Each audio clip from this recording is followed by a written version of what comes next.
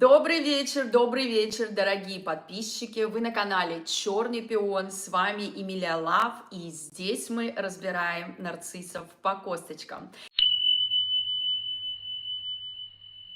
Интересно, обо мне помнят или нет? Все же зависит от того, каким ресурсом вы были, на какую роль он вас определил. И помнить вот так вот на протяжении всей жизни будет нарцисс вот тот самый ресурс, который кормил его очень долго. Если вы выбрали себя вовремя, и он понял, что вас не прогнешь, и вы надолго там не останетесь, и вы терпеть это все не будете, у вас какие-то другие приоритеты, вы не видите в нем тот самый пуп земли, что у вас тоже есть свои желания, свои потребности, и вообще он должен их закрывать, как любой нормальный партнер, да, то есть вам нужен здоровый самообмен, а не больной, что, где вы только отдаете, а он принимает.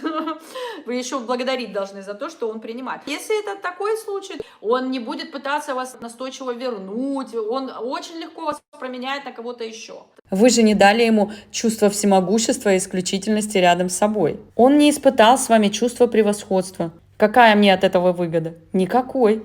И если нарцисс не получил выгоду, то он постарается как можно быстрее вас забыть и заменить. Потому что только жертва, которая долго на него что-то там потратила, он будет ее всегда через всю жизнь проносить. Но, опять же, даже с такой жертвой он может исчезнуть надолго, понимаете? Он может пойти жениться, потом развестись, но вернуться, в первую очередь, он побежит к такому ресурсу, который терпел его очень много лет. Опять же, это ж дом, он дома. Вот если вы были проходящий короткий ресурс, он будет, конечно, вас помнить, он знает, что вы есть, но вот именно вот такой вот обсессии там нет, там не будет. Там легче будет заменить. Год с ним была и потом утилизировал. Нет, ну здесь он вас утилизировал не просто так. Быстро нарцисс не утилизирует, когда видит перспективы На то, что женщина способна долго терпеть психологический абьюз. Я говорю от лица нарцисса, как он вас воспринимает. Все, он видит, что вы способны на подобное отношение к себе на долгое время, он будет дальше вас втягивать. Все, если вы начинаете брыкаться, ему неудобно, он не любит тратить свою энергию. Соответственно, как можно быстрее он будет вас заменять на кого-то другого. Мне уже через полгода говорил, я буду помнить тебя всегда. Ну, это вот, знаете, это как раз тот самый крючок. Есть такая пословица «уходя, уходи», а у нарцисса все наоборот. «Уходя, не уходи». Когда он закидывает вам подобное, типа «я тебя буду всегда помнить», или «мы предназначены судьбой», или «мы все равно еще встретимся», я знаю, я в этом уверен, потому что мы должны быть вместе. Вот. Ну, это все, чтобы вы сидели и ждали, когда он вернется от кого-то еще. Эмилия, если новый ресурс истерит и требует блокировать жену, и агрессирует, даже если контакты строго по ребенку, если ты у него в блоке, по этой причине, то значит можно считать, что ты забыта. Здесь нужно задуматься о том, почему новый ресурс так сильно истерит. А я вам скажу почему. Потому что он вами триангулирует ее.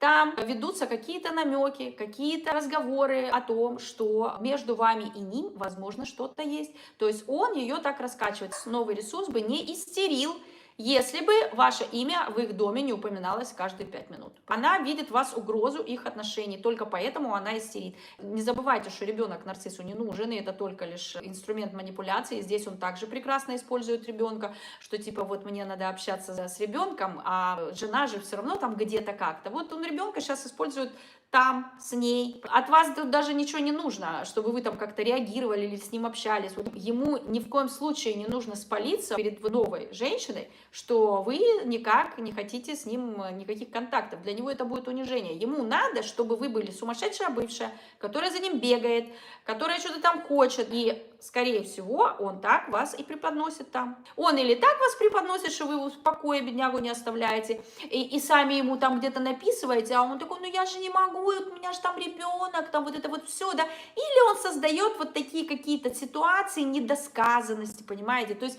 сделает все для того, чтобы она его подозревала. Таким образом он подпитывает свое эго, таким образом он заставляет ее за него бороться, конкуренцию создает. И он провоцирует ее на эмоции. Если бы там не было разговоров о вас с двойным дном или намеков, что между вами что-то есть, она бы таких разговоров бы и не заводила. Потому что это бы было очевидно, что он с вами общается только по ребенку. Значит, он там рассказывает, что он не только по ребенку с вами общается. Ну или дает ей понять. А то, что значит, можно считать, что ты забыта. Нет, вы не забыты. Почему вы забыты? Вы забыты, не можете быть нарциссом. К сожалению, это так. Когда есть ребенок, вы должны понимать, что это инструмент манипуляции вам на всю жизнь. Нарцисс будет использовать ребенка всегда. Как и в своих отношениях с кем-то, так и с вами, когда нужно будет вернуться к вам. Здесь будет постоянно качелька, к сожалению. Единственное, по максимуму от него дистанцируетесь. И тоже, зачем вы вовлекаетесь в то, что она там ему говорит? Он же и вас вовлекает в вот это дерьмо все, понимаете? Откуда вы это все узнали? Потому что он же, наверное, вам рассказал об этом. Возможно, кстати, такого и нету. Там может быть что угодно. Может, она ничего и не говорит, а он вам это рассказывает, что вы там что-то ревновали. У нарциссов там шиза в голове полная, поэтому он мог что угодно устроить. Но, так как вы уже знаете, что там происходит, вы уже вовлечены, понимаете? То есть он не оставляет вас в покое. Где он вас забыл? Конечно, не забыл. Ребенок, он всегда будет использовать эту карту, так сказать, разыгрывать ее.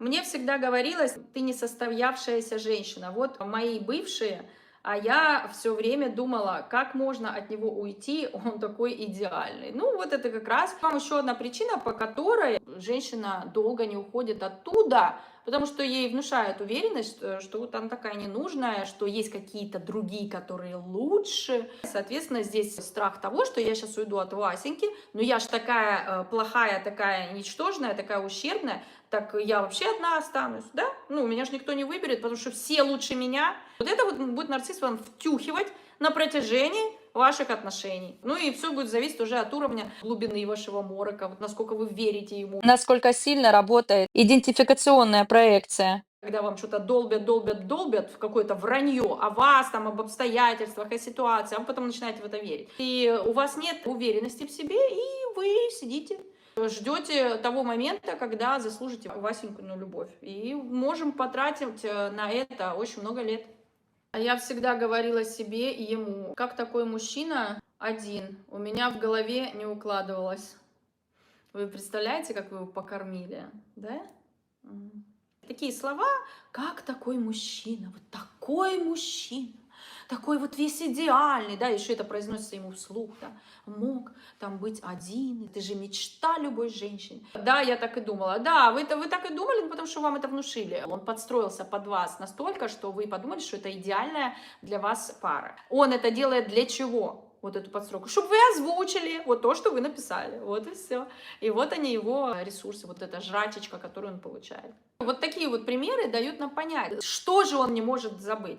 Он, думаете, вас не может забыть? Нет, он не может забыть вот это. Вот. По вашим реакциям он скучает там и вспоминает только это. Он не видит вас как личность, когда вы произносите это. Он только видит вот эти слова, летящие в его сторону. Сердечки вокруг, лайки вот такие у него сразу витают, такие в воздухе, когда вы ему говорите. Это все равно, что, знаете, вы пост где-то там выставили, да, и вам сразу там 1 000 000 лайков набежало. Вот примерно такое чувство будет испытывать нарцисс, когда вы его в сахарном шоу вот так вот превозносите, восхищаетесь им и нахваливаете. Поэтому он скучает.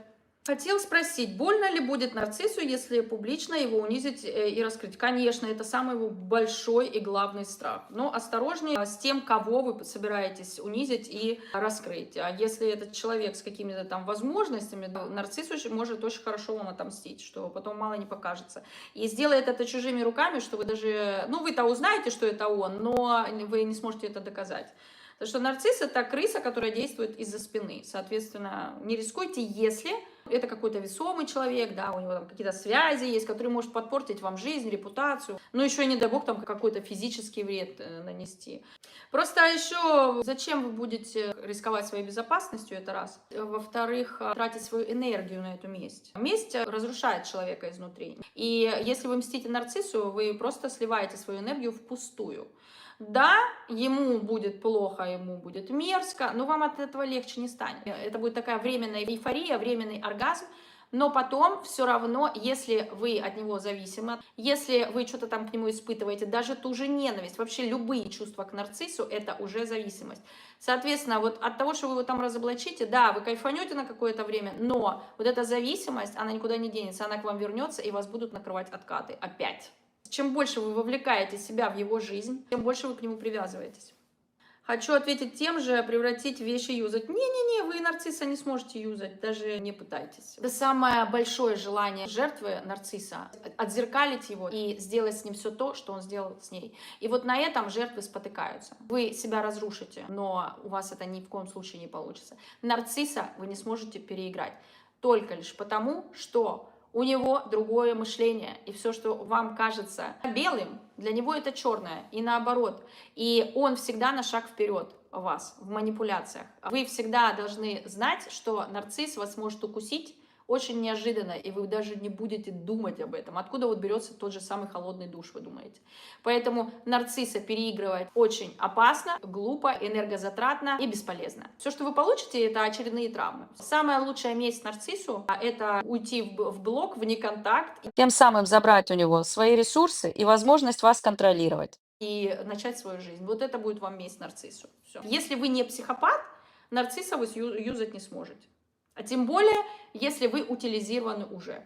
Я его заблокировала, год пинговал, всячески пытался связаться. Оказались на одном празднике. Весь вечер ходил за мной, хватал за руку, мол, нужно поговорить. Вел себя дико при новой девушке. Зачем? Год не контакта с моей стороны. Ну, во-первых, при новой девушке триангулировал он и вас, и девушку. Посмотри, какой я молодец, становитесь в очередь. Вот вы говорите, год меня пинговал. Год куда пинговал?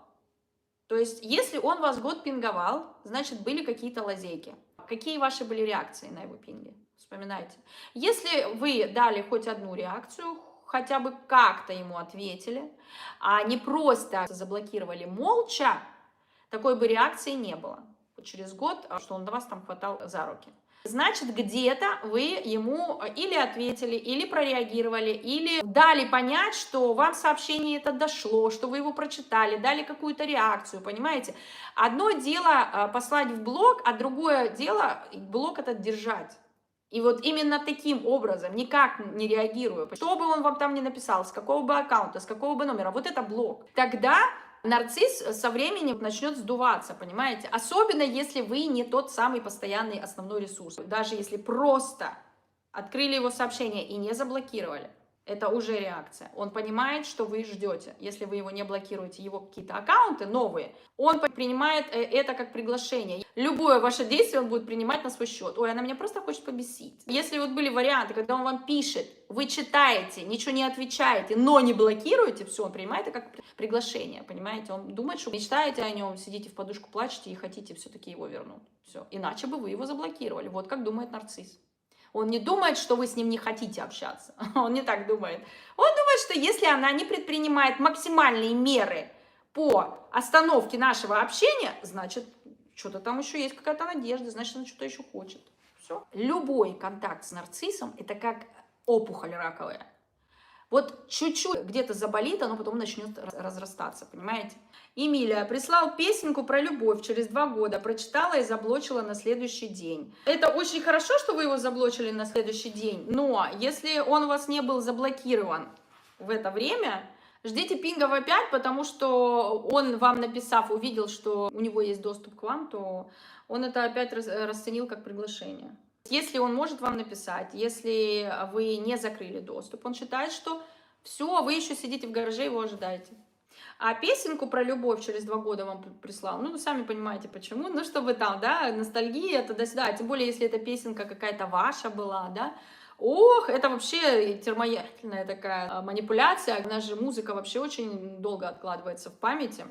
Особенно, когда мы страдаем, ассоциируем вот эти слова из песни с нашими отношениями. И нарцисс хорошо этим пользуется, манипулирует, хотя сам вообще даже может под эту песню сидеть срать в туалете, понимаете? Для него это вообще ничего, никакого значения не будет иметь. Но он знает, что вы прореагируете на эту песню, и вполне возможно у вас случится откатик, и вы опять нырнете в это болото. Как избавиться от преследований нарцисса? Смотря какие. Если это физические преследования, идете в полицию, а если это онлайн, это легче всего. Блокируйте все, меняйте номер, сносите соцсети и избавитесь. В конце концов он сдастся. Бывший нарц сам оказался в абьюзе и качелях у психопатки. Какой будет исход?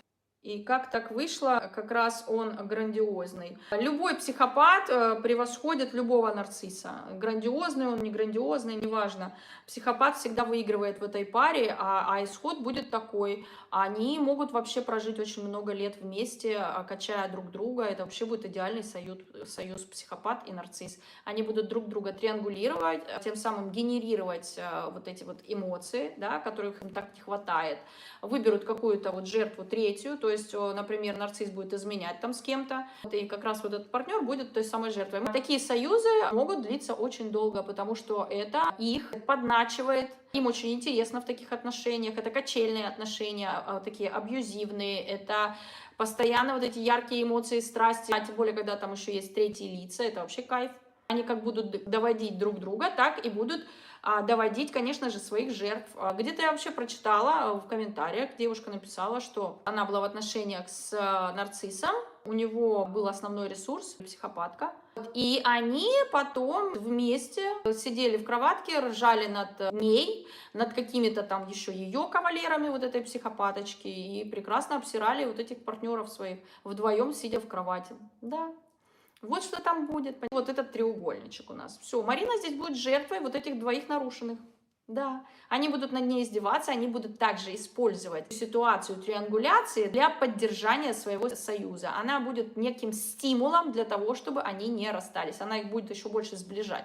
Почему после расставания сам ушел, он стал больше уделять внимание нашему ребенку? Стал водить на кружки, дарить подарки. Когда жили вместе, особо ребенком не занимался. Ну, возможно, чтобы вам показать, кого вы потеряли, какого прекрасного мужа и отца. Если он в корне переменил свое общение к ребенку, когда он был совершенно равнодушен, и у него сейчас есть ресурс какой-то, он же ушел не просто так, он же ушел кому-то. Нарциссы всегда уходят куда-то, они никогда не уходят в пустоту, иначе они сдохнут, понимаете?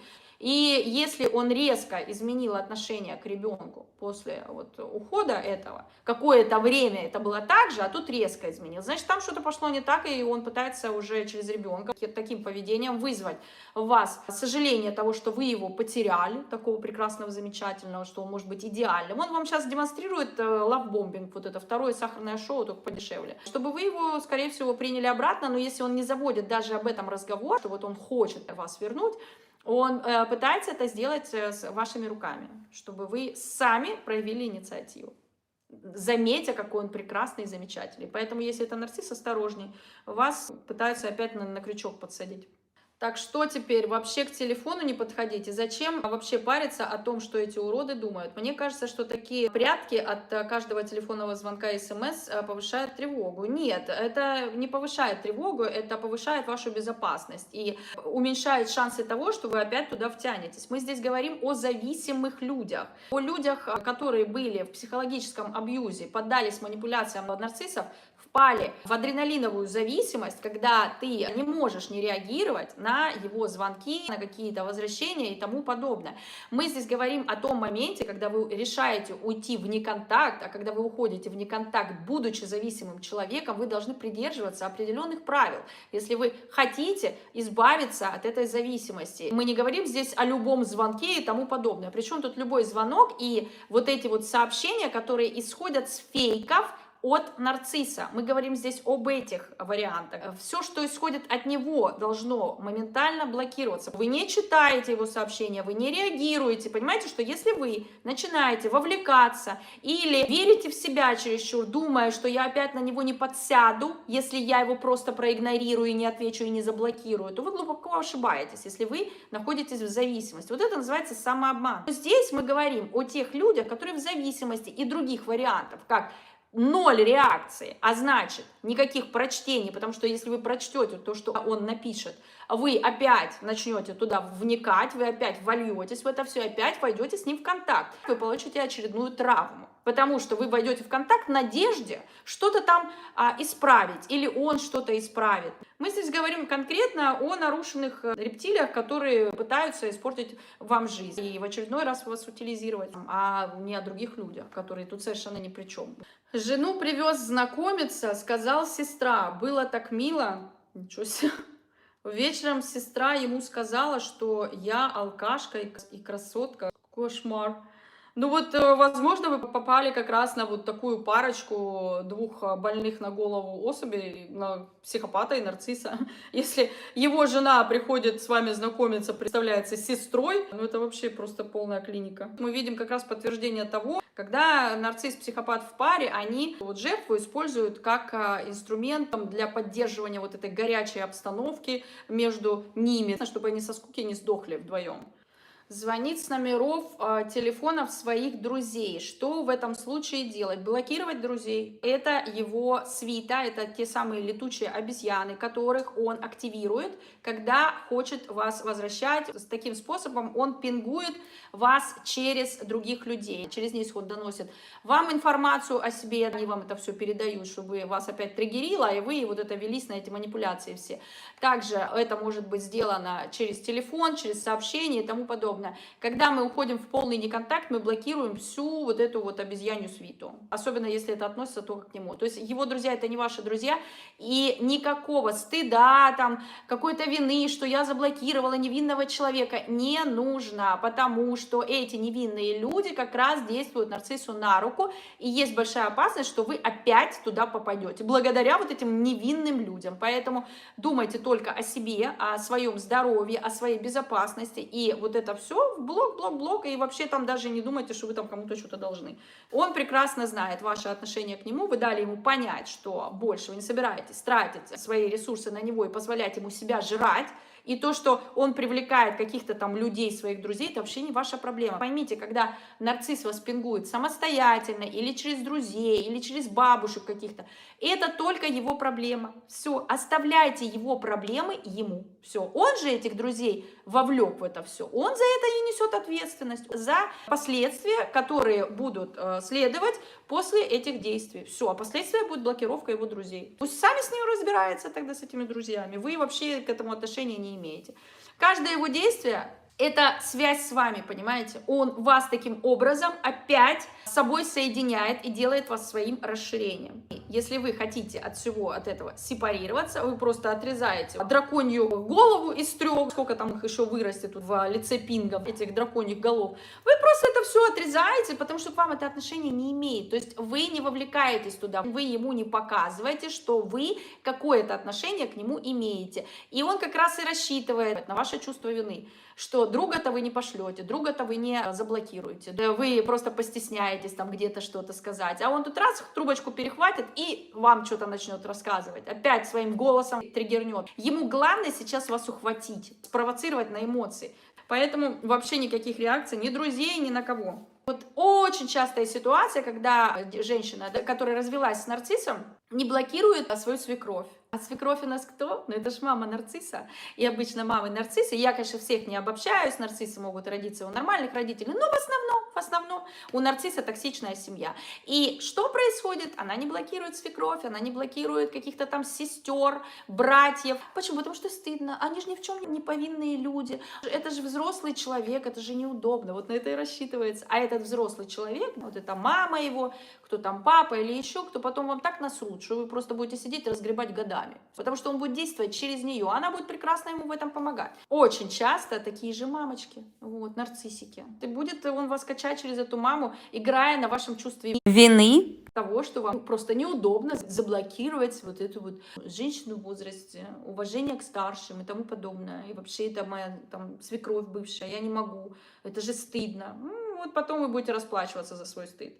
Поэтому всех, кто каким-то образом несет угрозу вашему выходу из зависимости, блокируйте всех людей, у которых есть возможность продолжать через вас Подпитывать эго нарцисса. Если нет женщин, у него или коллапс, или он переключается на близких. Если он в возрасте уже такой старенький нарциссик, он будет переключаться на своих детей, он будет переключаться на родственников каких-то и пожирать их, если мы говорим о старости нарцисса. Да. А если нарцисс не в возрасте и нет женщин, что бывает очень редко, почему? Потому что пока там все, как сказать, порох в пороховницах есть, понимаете, он будет использовать это по максимуму. И даже если он внешне не привлекателен, может быть, он опустошен, потому что не было качественного ресурса рядом, он будет подбирать все подряд. Очень часто нарциссы скатываются в эти маргинальные слои, в каких-нибудь общагах его будете там вылавливать, а потому что нарциссу важен не секс, он у него на 10-м месте этот секс. За счет секса нарцисс опять самоутверждается, понимаете, это всего лишь инструмент. Если на него никто не смотрит, он пойдет, чем он останется один, он пойдет вот себе там бомжа на улице какого-нибудь найдет лучше, понимаете? Еще и будет свое превосходство чувствовать. Вот что такое нарцисс. У нарцисса редко не бывает там каких-то женщин и какого-то общения и внимания. Если он помоложе, так скажем, то вы чего-то не знаете. Женщины у него есть, и, возможно, они из тех самых низших слоев, что он их скрывает, ему просто стыдно их показывать. А если он в возрасте, то да, он будет переключаться на своих родственников, он будет пожирать, особенно на детей. Для нарциссов дети — это консервы, которые у него могут стоять на полке долгое время, потом он их в старости открывает и пожирает. Есть женщина, которая дает необходимый ресурс, не будет ресурса, вспомнит через 5-6 лет. Конечно, вспомнит, конечно, девочки. Нарцисс всегда возвращается, во-первых, туда, куда можно вернуться, там, где еще ждут. Но также он может вот со своей вот этой шизой, да, перевернутой, потому что он же уверен, не забывайте, он же уверен, что вы его ждете. Он, вот если, опять же, вы были долго у него, он прям к вам побежит, вернется, вспомнит о вас через 5-6 лет, через 10 лет. Будут разные сценарии в зависимости от того, как вы себя поведете. Но то, когда он будет возвращаться, он будет уверен, что вы его примете. Вспомнить через 5-6 лет, да, вот когда вы слышите такие слова, девочки, вы должны понимать, да, в какой позиции вы находитесь, что у вас раз в 5-6 лет вспоминают. Только за неимением никого. И, конечно же, никто не хочет быть в такой позиции, поэтому нужно изначально понимать, с кем вы имеете дело, да, и на что вы тратите свою жизнь, ожидая Васеньку в надежде, что он придет, скажет: Марина, ты лучшая, прими меня обратно, я больше так не буду. Поэтому делайте выводы.